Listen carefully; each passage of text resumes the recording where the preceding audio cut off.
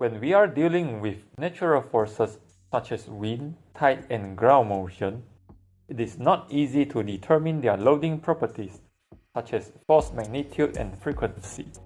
On the other hand, when the source of external force is a machine, we can determine the properties of machine vibration easily. Machine is a product of engineering design, and its vibration properties are expected to stay consistent over the time. When a structure is required to support a machine, it may be translated into a forced vibration of a damped system case. Let's say the machine consists of a moving part with the mass of m' and its total mass is taken as m.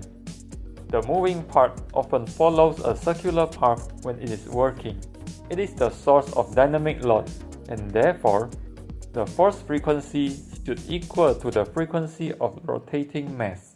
This can be determined if we know its RPM.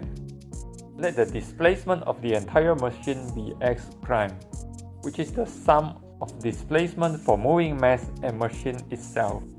The displacement of moving mass we concern here is linear instead of angular.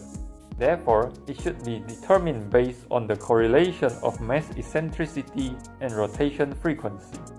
We are now able to transform the equation for machine displacement. Let's find its second derivative to determine the equation for machine acceleration. Then, we substitute them into the dynamic equilibrium equation. For the inertial force term, we include two different parts. The first one is the acceleration of the linear moving mass, which is a subtraction of m' from m. This denotes the amount of mass that moves in linear fashion, namely up and down. The second one is the acceleration of the rotating mass. Since the moving mass is the source of external force, let's understand it in the perspective of supporting structure. When calculating the inertial force based on this mass, the acceleration of the machine and moving component should be used. Both damping and stiffness components are contributed by the structure itself. Therefore, we should not make any modification on the velocity and displacement terms in the equilibrium equation. Now, we are good to proceed with the simplification of equilibrium equation. At the end of the process, we should move any terms associated with m' to the opposite side, since it is exciting the entire dynamic system. Now, we can compare this final equation with the equilibrium equation for the force vibration of a damped system. From here, we know the force magnitude is a function of m', moving mass eccentricity, and its frequency.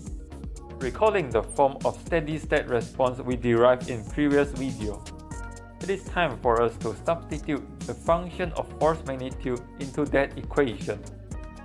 By doing so, we have obtained the steady-state response of structure that supports a machine. Thank you for watching. If you find this video helpful, please share it with your friends. We will see you guys soon. Goodbye.